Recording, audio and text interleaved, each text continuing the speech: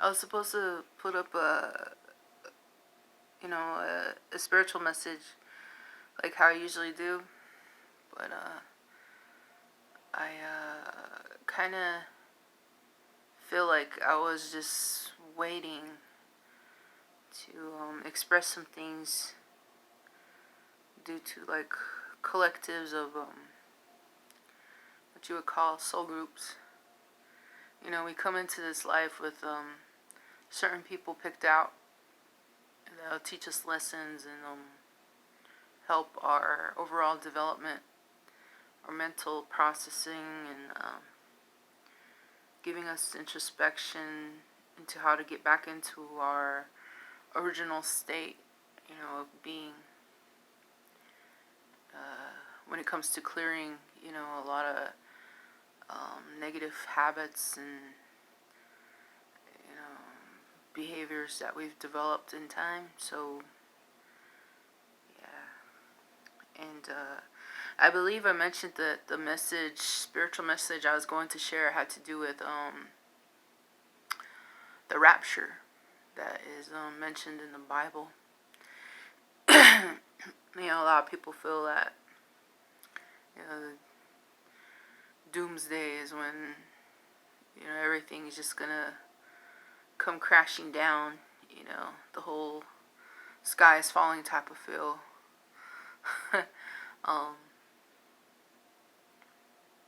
But honestly, what the rapture really is more so pertaining to the mental state of people. You'll notice right now a lot of people are kind of going through this in search of type of path, in search of themselves, where they really stand in life, what they're intended for, their purpose, and trying to gain clarity over their entire journey up to now, why it happened to them, why they're going through this awakening process, in order to be able to determine logical steps towards making better decisions from here on out, and improving their overall mental health. That is because we're coming into times where things are going to get more crazy. People are going to get more into this cycle within their mind. Some people will not be able to get out of it. This will create some very bizarre behaviors in people around us, and they'll be creating things, causing things to go into chaos. And when that happens, that's going to end up affecting a lot of people who are not aware of this, that is going to go on right now. You see a lot of stuff in politics. It's already happening there with Trump. So, my battery's about to go out. But the whole entire thing about this is that we have to learn how to gain composure of ourselves. Learn how to not allow negative things to affect us very much, or make a reaction upon that's going to jeopardize other people involved. Because that could cause a lot of upheaval in our lives and in other people's lives. So we have to be very careful and conscious of what we say and what we do and how we intend for an outcome to happen, a specific type.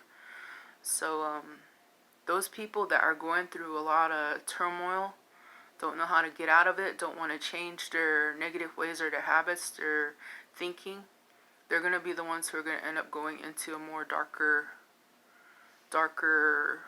area of the mind and the soul. So some of those people are not going to be able to get out of it. And this is a thing that is creating pretty much the mind state of hell within their own being. So that's what the rapture is. It's more of the internalizing of a lot of negative things that people take in around in their environments and within other people. So you can kind of see it in people who are very hostile for no reason, or can't really logically put together certain things for why people are the way they are. There's no common sense there. It's just more of like a based on ego-driven energy of them wanting to be right all the time without taking other people's perspective into view, or their feelings, or having empathy and compassion towards humanity. So those people are going to be stuck in their ways. And to be honest, when that leads to people doing things like that, they're going to be in judge of them, their own actions. It's going to drive some people crazy. That's all I can say. It's I can kind of see it in some people already. Other people, they're trying to get out of that right now, which is good. And it all has to boil down to responsibility, ownership, owning up to the mistakes you've done. Trying to make peace and amends with people that you didn't mean to hurt. Coming clean with a lot of things. I've gone through this already, in my own personal life. And, trying to be in the state of not allowing certain things to really affect me in a negative way to where I retaliate or do something. Like, we all take in energy of other people, and sometimes we give it back. But it's more of what we take in and what we're willing to transform and relay back in a more positive way that is not going to result in vindictive behavior or things that are just going to escalate the problem, the issue. Because really we want to come from a place of trying to bring healing to other people and our situations. That way we don't have to deal with them anymore, because it could, these cycles keep coming up until we deal with them in a more better way. You'll notice that. So that's just kind of like what I've been looking at and meditating over within my own situations. Why things are constantly going a certain way. And perhaps maybe I need to take different actions, around this time, because it may show a certain type of perspective or bring a bit of light into another person's situation and what they're actually causing to an individual who has no intentions of, creating trouble or causing harm. I'm just here to be as truthful as I can about, matters of what happens within the human soul, within, our development, when we allow things to go too far, and not address things or clear up, whatever's going on in our lives before, making certain decisions. Because everything has repercussions, So it all has to deal with accountability. But a lot of people are afraid of change. They're afraid of taking account of the things that they've done in their lives, because there's, this amount of shame that they feel, an amount of inability to heal certain things, because some people, they don't know how to get in touch with their feelings. They don't know how to communicate exactly what it is that's going on inside of them. But see, communication is part of the key, as well as having the ability to comprehend. We can communicate all we want, talk people's ears off, but it's not going to mean anything if you're talking to somebody who does not know how to comprehend what you're saying. So it's all a matter of getting on another person's same page of communication, learning each other's languages. It's like the Tower of Babel. Everybody, tried to be in this place of creating a stature,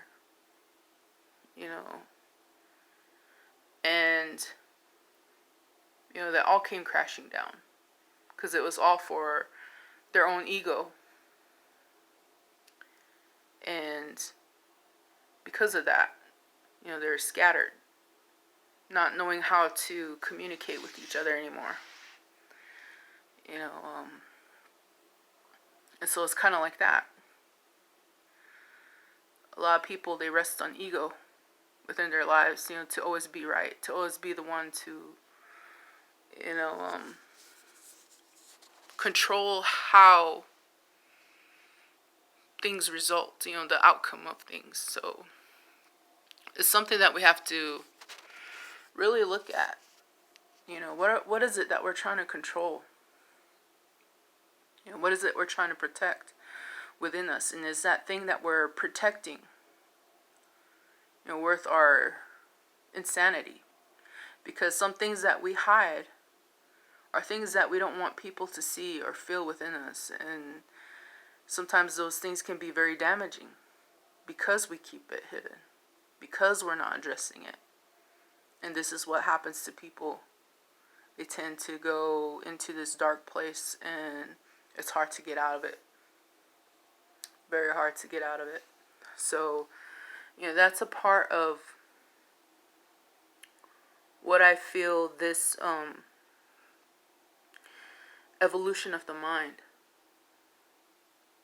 is heading towards. This type of push towards enlightening the soul in combination with it, with what we learn. And I was telling some people, learning is a hard process, and it's something we should not be afraid of or feel judged by or feel shame for, because we can change the outcomes of all those things that we created by simply taking accountability for what we did. And if a person does feel guilty, I explained this in mentoring one night. Guilt, it seems like a very bad thing to have to feel and sense within yourself, but it doesn't have to be. Feeling guilt is merely a way of showing you that you have a human bone in your body. You have remorse. And as I stated to these people, there's a lot of individuals out there who have no remorse for what they do. None whatsoever. These are people who kill,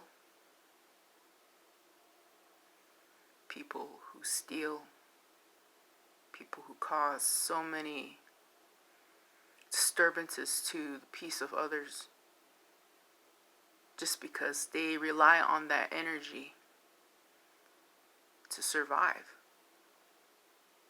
That's just who they are. But if you yourself and your soul feel sorry for things that you have done in life, and you want to make it right, that's telling you that you have a good spirit. And that's something worth fighting for. And this is what I feel, in a sense, intuitively, that the whole entire thing you read in the Bible, the whole rapture thing, is making a choice. What are you going to do now that you know the truth of things about who you are? You learn the truth of who you are through other people's reactions towards you. Are those reactions good or bad? Is it something about yourself that you need to change? Or think on a little bit more? It's hard to go through introspection. There's some very seriously disheartening places that we have to venture through, but as long as we know we're all doing this all together, there's no reason to feel shame. There's no reason to feel guilt. There's no reason to feel sorry for ourselves.